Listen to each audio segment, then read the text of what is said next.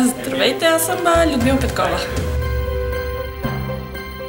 В София, в УНСС. Да, последна година ми беше тази, сега само трябва да се взема последния изпит. В Ocean Age, в Брюстър, Кейп Код, Масачузетс.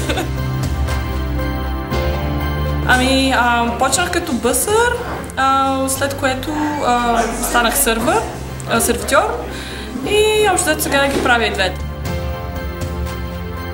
Да, много съм доволна. Курортът е много красив, много голям, добре организиран, мога да кажа.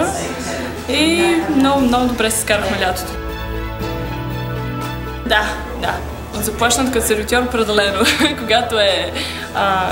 Когато е натоварено и има много хора, се правят добри пари. Ходих на Кейпа до няколко града. Иначе ходих до Ню Йорк един уикенд и сега, след като свърша работа, ще ходя в Майами, може би. О, да! Даже прекалено много, бих казала.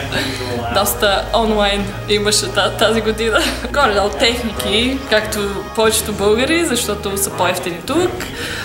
Много дрехи, момичетата обичаме дрехи, обувки и така нататък.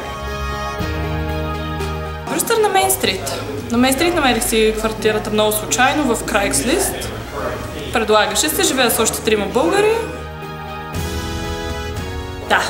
Да, бих препоръчала Ocean Age.